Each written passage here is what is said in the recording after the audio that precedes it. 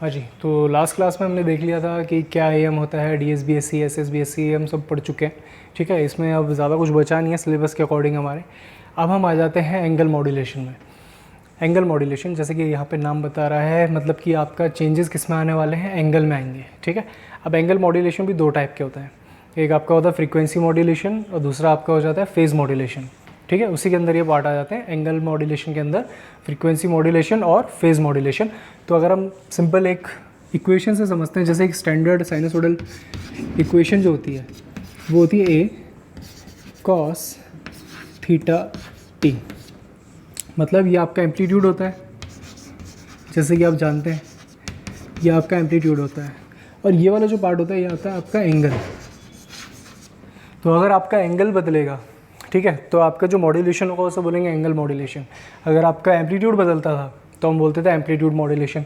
तो यहाँ पे जो आपका बदलने वाला है वो बदलेगा एंगल। ठीक है, अब एंगल में कब फेज़ बदलेगा, कब फ्रीक्वेंसी बदलेगा, इसकी इक्वेशन थोड़ा अगर इसे और एलोबरेट करें तो इक्वेशन कैसे दिखती है, कुछ जो आपका थीटा टी होता है वो एक्चुअली में इसके बराबर होता है 2 pi F T plus phi. ठीक है, 2 pi F T plus phi. मतलब ये जो एंगल होता है आपका, ये एक्चुअली दो चीज़ों से मिलकर बना होता है, दो कंपोनेंट से। एक तो आपका फ्रीक्वेंसी वाला कंपोनेंट होता है और एक आपका फेज़ वाला कंपोनेंट होता है। तो आपका जो सिग्नल है यहाँ पे कॉस सिग्नल जो आपको दिख रहा है, तो अगर आपके फ्रीक्वेंसी में बदलाव आएगा तो उसे बोलेंगे फ्रीक्वेंसी मॉड्यूलेशन। ठीक है, और वो एंगल मॉड्यूलेशन तो कर ही देगा, क्योंकि अगर एफ बदलेगा तो ऑब्वियसली थीटा टी भी बदलेगा, और अगर आपका फाई बदलेगा तो भी थीटा टी बदलेगा। तो फाई बदलेगा तो उसका नाम हो जाता है फेज़ मॉड्यूलेशन। स्पेसिफिक नाम एंगल मॉड्यूलेशन का नाम हो जाता है फेज़ मॉड्यूलेशन। और आपका फ्रीक्वेंसी बदलती है तो उसका नाम हो जाता है फ्रीक्वेंसी मॉड्यूलेशन, पर आता हुआ एंगल मॉड्यूलेशन के अंदर ही है, क्योंकि एक्चुअली ये एंगल के ही पार्ट होते हैं। जो किसी भी साइनोसॉइडल सिग्नल का जो एंगल बनता है उसमें एक्चुअली में दो कंपोनेंट्स होते हैं, एक फ्रीक्वेंसी, फेज़। अगर सिग्नल कुछ आगे पीछे चल रहा है तो कुछ ना कुछ यहाँ पे फेज़ भी रहेगा। ठीक है, पर अगर कुछ सिग्नल किसी के रेफरेंस में अगर देखा जाए तो कहीं ना आगे चल रहा है ना पीछे चल रहा है, बिल्कुल सही समय पे चल रहा है, तो कोई फेज़ चेंज नहीं होगा, तो फाई रहेगा 0। उस केस में फाई कुछ रहेगा ही नहीं।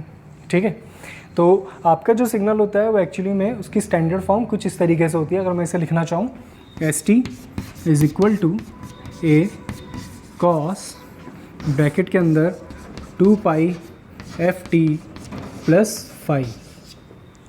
तो अगर आपका जो पूरा साइनोसॉइडल सिग्नल दिखता है स्टैंडर्ड, वो एक्चुअली में ऐसा होता है ये, और ये जो पार्ट है ये एक्चुअली में पूरा एंगल होता है।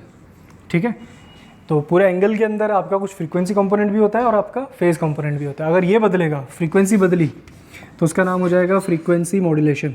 अगर मैं इसे ठीक से लिखूँ तो उसका नाम हो जाएगा आपका फ्रीक्वेंसी मॉड्यूलेशन। और अगर आपका फेज़ वाला पार्ट बदलता है तो उसका नाम हो जाएगा फेज़ मॉड्यूलेशन। ठीक है, पर ये दोनों के दोनों एंगल मॉड्यूलेशन भी ज़रूर कहलाएंगे। इनका नाम एंगल मॉड्यूलेशन भी होगा क्योंकि आते तो एंगल मॉड्यूलेशन के अंदर ही है। ठीक है, तो हम जो अभी पढ़ने वाले हैं वो फ्रीक्वेंसी मॉड्यूलेशन नहीं पढ़ेंगे, हम अभी फेज़ मॉड्यूलेशन नहीं पढ़ने वाले, हम पढ़ने वाले हैं फ्रीक्वेंसी मॉड्यूलेशन। ठीक है, फेज़ मॉड्यूलेशन बाद में देखेंगे। पर यहाँ पे जो फाई होगा वो मैसेज को देख के अगर बदलने लगे तो आपका जो पूरा एंगल मॉड्यूलेशन होगा, मतलब अगर ये फाई बदलेगा तो ऑब्वियसली ये फाई बदलेगा तो एंगल बदलेगा, तो जो एंगल बदलेगा उसका नाम हो जाएगा एंगल मॉड्यूलेशन। और पर्टिकुलर अगर बात करें तो हो जाएगा फेज़ मॉड्यूलेशन। ठीक है, और अगर आपका एफ बदलने लगे मैसेज को देख के तो आपका जो एंगल मॉड्यूलेशन होगा उसको स्पेसिफिक नाम जो देंगे वो देंगे हम फ्रीक्वेंसी मॉड्यूलेशन।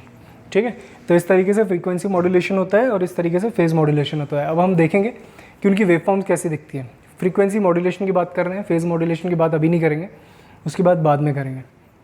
ठीक है, फिलहाल जो बात होगी वो होगी फ्रीक्वेंसी मॉड्यूलेशन की, कि फ्रीक्वेंसी किस तरीके से चेंज हो रही है कैरियर सिग्नल की मैसेज को देख के, उसकी वेवफॉर्म अब हम आगे देखेंगे। ठीक है, ये बेसिक आइडिया था कि किस तरीके से एक स्टैंडर्ड जो कोसाइन सिग्नल होता है या साइन सिग्नल होता है वो दिखता कैसे।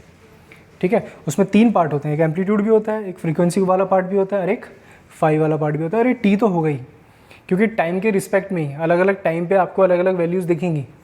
ठीक है, कभी ऊपर जाएगा वेव, कभी नीचे जाएगी वेव। ठीक है, तो टाइम तो रिस्पेक्ट हो गई, तो टाइम तो वहाँ पे होना ही होना है। ठीक है, और फाई भी हो सकता है, अगर उसमें कुछ आगे पीछे फेजेस चलने लगे तो, और एफ होगा अगर उसमें फ्रीक्वेंसी भी होगी तो, अगर सिग्नल में कुछ फ्रीक्वेंसी है तो वो भी रहेगा एफ भी। ठीक है, तो अब हम आगे देखते हैं कि किस तरीके से आपको वेवफॉर्म्स दिखेंगी फ्रीक्वेंसी मॉड्यूलेशन में। हाँ जी, तो हम अभी तक ये देख चुके हैं कि आपका जो सिग्नल मैंने आपको बना के बताया था कि उसकी वेवफॉर्म, मतलब वेवफॉर्म बनाने से पहले जो आपका सिग्नल दिखता है स्टैंडर्ड फॉर्म कैसे दिखती है। ठीक है, उसमें अभी हम अब बात कर रहे हैं फ्रीक्वेंसी मॉड्यूलेशन का। तो फ्रीक्वेंसी मॉड्यूलेशन में वेवफॉर्म किस तरीके से दिखेगी, तो सबसे ऊपर आपका मैसेज सिग्नल है, ठीक है, उसके बाद आपका कैरियर सिग्नल है, और फिर लास्ट में आपका है एफएम सिग्नल। ठीक है, अब यहाँ पे इनके मैंने नाम भी दे दिए, message signal, carrier signal, FM signal. अब मैसेज सिग्नल 0 से लेके ए तक तो है ही नहीं, 0 से लेके ए तक मैसेज सिग्नल की कोई भी प्रेजेंस नहीं है। ए से लेके सी के बीच में उसकी पॉजिटिव पीक आ रही है, मतलब एक तरह से वो पॉजिटिव साइड में, और सी से लेके ई तक वो नेगेटिव साइड में, ग्राउंड लेवल के नीचे।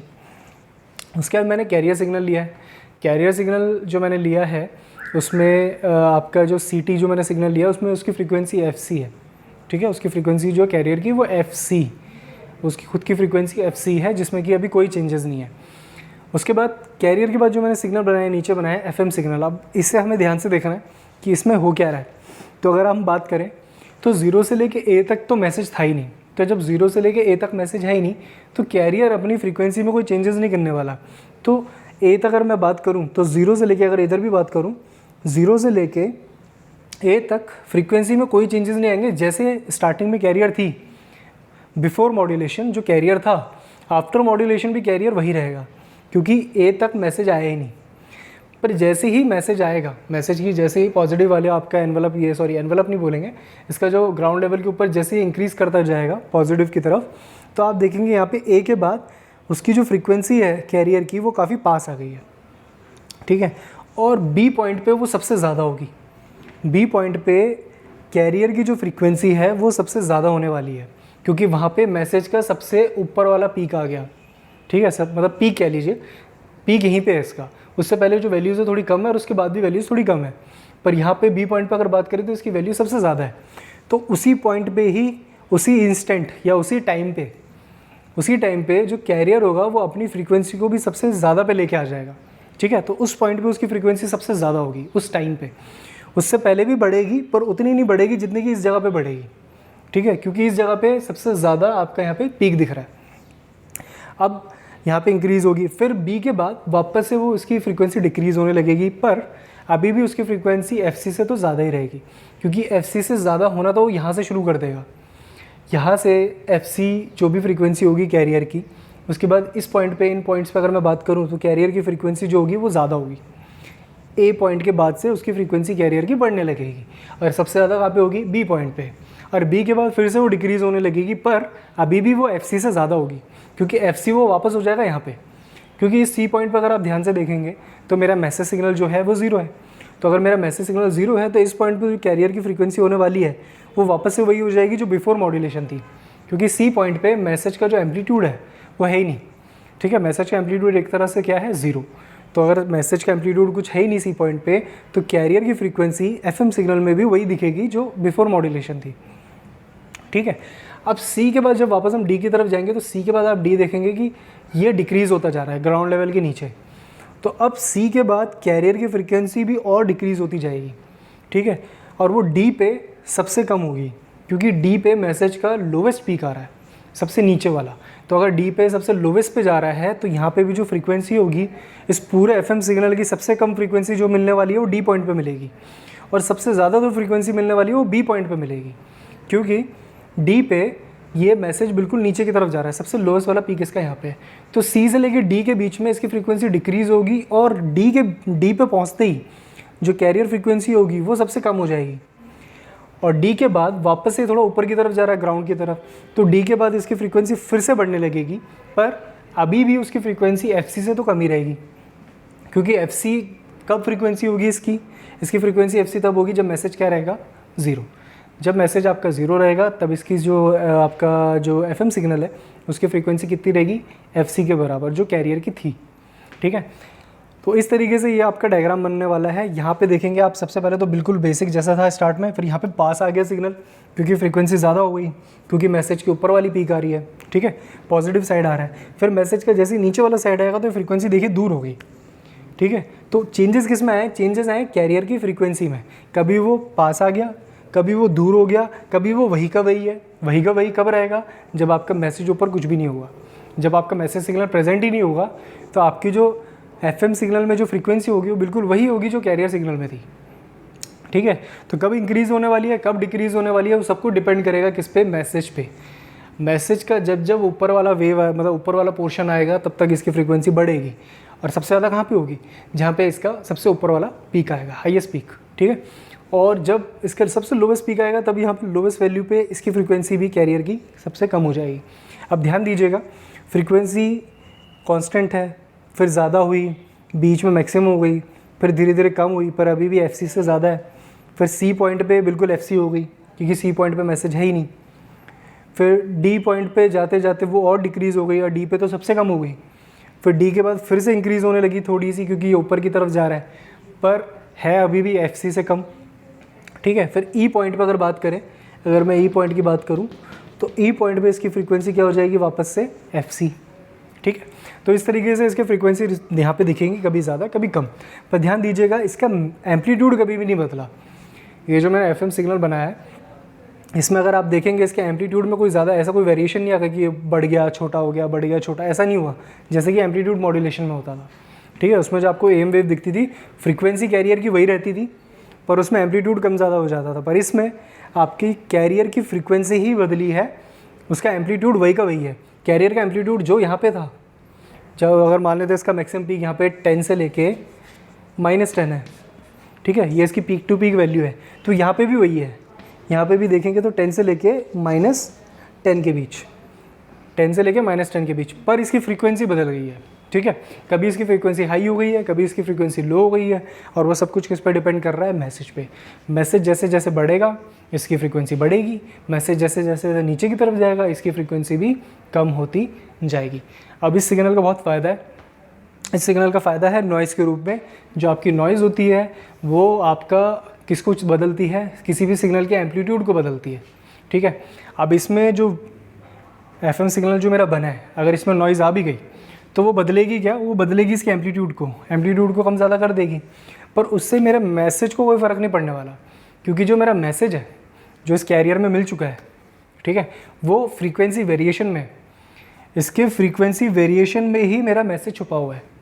तो अगर इसमें नॉइज़ आ भी गई तो वो उसके एम्पलीट्यूड को ख़राब करेगी, और एम्पलीट्यूड को ख़राब कर भी देगी तो एम्पलीट्यूड में मेरा मैसेज पड़ा ही नहीं है। तो एम्पलीट्यूड में, जब एम्पलीट्यूड के वेरिएशन में मेरा मैसेज पड़ा ही नहीं है तो मेरा मैसेज ख़राब भी नहीं हो सकता, ठीक है। मेरा मैसेज तो कहाँ पड़ा है? फ्रीक्वेंसी वेरिएशन पे, और नॉइज़ फ्रीक्वेंसी में आगे चेंजेस नहीं करती है, वो चेंजेस करती है एम्पलीट्यूड में, ठीक है। तो इसलिए इस सिग्नल का काफ़ी फ़ायदा होता है। रिसीविंग साइड जो होगा, रिसीविंग साइड सिंपल क्या देखेगा?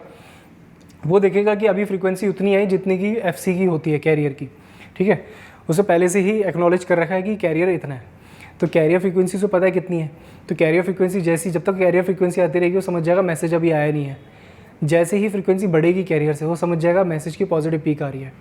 फिर वो मैक्सिमम वैल्यू तक छुएगा कैरियर की फ्रीक्वेंसी जो होगी, तो वो समझ जाएगा हाँ ये मैक्सिमम पीक है। उसके जैसे ही वापस से उसकी फ्रीक्वेंसी डिक्रीज़ होने लगेगी इनपुट सिग्नल की, तो समझेगा अब हाँ अब मैसेज नीचे की तरफ जा रहा है। अब फिर वो वापस से एफसी पर पहुंच जाएगा। फिर नेगेटिव वाला, फिर जब आपका एफसी से भी नीचे डिक्रीज़ होने लग जाएगी फ्रीक्वेंसी तो रिसीवरिंग साइड में, तो वो समझ जाएगा रिसीवर कि अब ये एफसी से भी नीचे जा रहा है, इसका मतलब कि अब इसकी लोअर वाली पीक आ रही है मैसेज की। फिर उसमें भी उसे पता चल जाएगा कि लोवेस्ट पीक कौन सी है, क्योंकि उसके बाद फिर उसकी जो फ्रीक्वेंसी होगी, क्योंकि सबसे लोवेस्ट पे चली जाएगी वो कहाँ पे? डी पॉइंट पे। फिर वो देखेगा कि अब फ्रीक्वेंसी वापस बढ़ने लगी है, ठीक है, वापस बढ़ के किस तरफ जा रही है फ्रीक्वेंसी? एफसी की तरफ। तो वो समझ जाएगा हाँ अब ये वापस ऊपर की तरफ जा रहा है। तो इस तरीके से रिसीवर अपना मैसेज उसमें से निकाल सकता है, ठीक है। पर अगर वो मैसेज मेरा एम्पलीट्यूड वेरिएशन में होता तो फिर दिक्कत आ जाती है, अगर नॉइज़ ऐड हो जाती तो, ठीक है। पर यहाँ पे अगर नॉइज़ ऐड हो जाएगी तो रिसीविंग साइड को कोई टेंशन ही नहीं है, क्योंकि उसे पता है उसका जो मैसेज है वो फ्रीक्वेंसी वेरिएशन में है। एम्पलीट्यूड कुछ भी बदले, हमने रिसीवर ही ऐसा रखा है जो कि फ्रीक्वेंसी वेरिएशन को देखेगा, ना कि एम्पलीट्यूड वेरिएशन को, ठीक है। तो ये फ़ायदा है इस एफएम सिग्नल का नॉइज़ के साथ, क्योंकि ये नॉइज़ इस सिग्नल को ख़राब कर भी देगी पर वो हमारे मैसेज को ख़राब नहीं कर पाएगी, ठीक है। That's it, thank you so much.